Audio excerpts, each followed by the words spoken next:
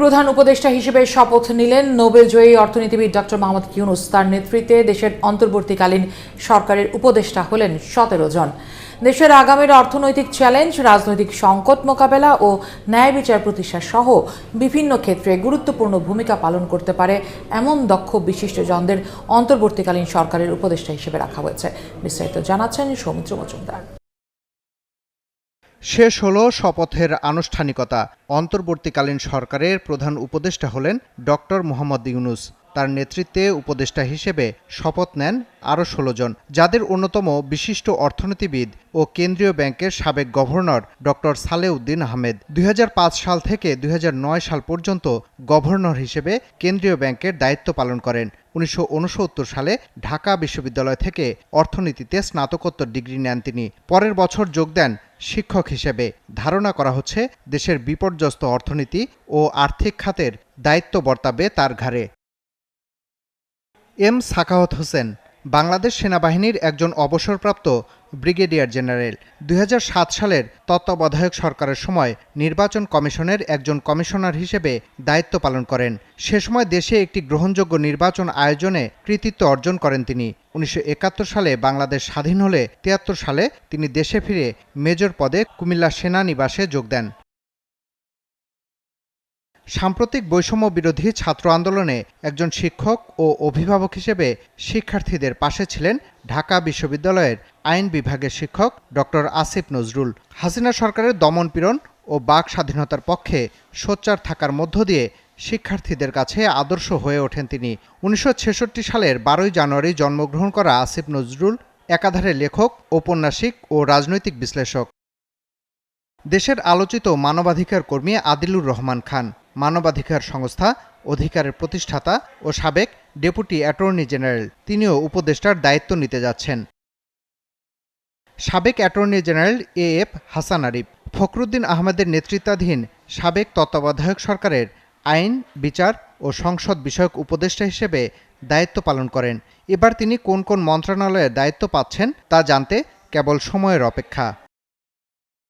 দেশের সাবেক পররাষ্ট্র সচিব মোহাম্মদ তৌহিদ হোসেন দক্ষিণ আফ্রিকায় বাংলাদেশের সাবেক হাইকমিশনার। 1981 সালে যোগ দেন বাংলাদেশ ফরেন সার্ভিসে। 1999 সালের জানুয়ারি থেকে 2000 সালের ফেব্রুয়ারি পর্যন্ত ফরেন সার্ভিস একাডেমির প্রিন্সিপাল হিসেবে দায়িত্ব পালন করেন তৌহিদ হোসেন। দক্ষ এই কূটনীতিক কি এবার পররাষ্ট্র মন্ত্রণালয়ের দায়িত্ব নিচ্ছেন? প্রকৃতি ও পরিবেশের ন্যায় বিচার প্রশ্নে বরাবরই সোচ্চার সৈয়দা রিজওয়ানা হাসান। 2022 সালের আন্তর্জাতিক সাহসী নারী পুরস্কারের সম্মান অর্জন করেন তিনি। 2009 সালে টাইম সাময়িকীর হিরোজ অব এনভায়রনমেন্ট খেতাব পান রিজওয়ানা হাসান। পরিবেশ বিনাশী উন্নয়ন কর্মকাণ্ডের বিপরীতে দেশকে জলবায়ু পরিবর্তনের ঝুঁকি মোকাবেলার চ্যালেঞ্জ নিতে যাচ্ছেন তিনি। উপদেষ্টা হিসেবে অন্যদের মধ্যে জায়গা করে নিয়েছেন বৈষম্য বিরোধী ছাত্র আন্দোলনের অন্যতম 2 সমন্বয়ক আসিফ মাহমুদ সজীব ভুইয়া ও মোহাম্মদ নাহিদ ইসলাম। তারা দুজনেই ছাত্র প্রতিনিধি হিসেবে দায়িত্ব পাচ্ছেন। দেশের ইতিহাসে এই প্রথম শিক্ষার্থী থাকা অবস্থায় সরকারের অংশ হিসেবে দায়িত্ব পালন করতে যাচ্ছেন তারা। 16 উপদেষ্টাদের মধ্যে রয়েছেন সাবেক রাষ্ট্রদূত সুপ্রদীপ চাকমা। তিনি বর্তমানে পার্বত্য চট্টগ্রাম উন্নয়ন বোর্ডের চেয়ারম্যান হিসেবে কর্তব্যরত রয়েছেন। ফরিদা আক্তারের জন্ম চট্টগ্রাম জেলার চন্দনাইশ থানার হারড়া গ্রামে। নারী উন্নয়ন, স্বাস্থ্য, কৃষি, মৎস্য সম্পদ, তাঁত শিল্প, গার্মেন্টস শিল্প ও শ্রমিক, জনসংখ্যা এবং উন্নয়নমূলক বিষয়ে নিবিড়ভাবে দীর্ঘ প্রায় 3 দশক ধরে কাজ করেছেন তিনি। অধ্যাপক ডাক্তার বিধান রঞ্জন রায় পোদ্দার ছিলেন জাতীয় মানসিক স্বাস্থ্য ইনস্টিটিউটের পরিচালক। এর আগে তিনি ময়মনসিংহ মেডিকেল কলেজ হাসপাতালের মনোরোগ বিভাগের প্রধান ছিলেন। আবুল ফয়েজ মোহাম্মদ খালিদ হোসেন একজন ইসলামী পণ্ডিত। হেফাজতে ইসলাম বাংলাদেশের সাবেক নায়েবে আমির ছিলেন তিনি। গ্রামীণ ব্যাংকের জন্মলগ্ন থেকে প্রফেসর মোহাম্মদ ইউনূসের সাথে দীর্ঘ 2 দশকেরও বেশি সময় কাজ করেছেন নূরজাহান বেগম। নারী উন্নয়নে মাঠ পর্যায়ে কাজ করা একজন মানুষ তিনি। যে 4 জন অন্তর্বর্তীকালীন সরকারে স্থান পেয়েছেন তাদের অন্যতম ডক্টর শারমিন মুর্শিদ। নির্বাচন পর্যবেক্ষণকারী বেসরকারি সংস্থা ব্রতির প্রধান নির্বাহী কর্মকর্তা তিনি। আমি মনে করি আমাদের দেশের উগ্র অত্যন্ত আক্রমণাত্মক যে পুঁজি সমাজ, এটাকে একমাত্র কমনীয় করে তুলতে পারে ওনার সামাজিক ব্যবসা। তো এটা কোনোদিনও আমরা মুক্তভাবে আলোচনা করার সুযোগ পাইনি, তারপরেও করেছি, কিন্তু এখন আমরা করব।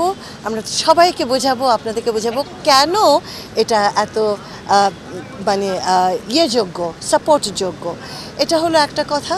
আরেকটা কথা হচ্ছে যে এত বড় একটা দুর্যোগ হয়ে গেল গত 2 মাসে, আর গত 1 মাসে আকাশ আর পাতালের একটা পরিবর্তন ঘটে গেল, যেটা আমরা ভাবতেও পারিনি, এবং অনেক বড় ধ্বংসের মধ্য দিয়ে, আমাদের অনেক বাচ্চাদেরকে হারানোর মধ্য দিয়ে।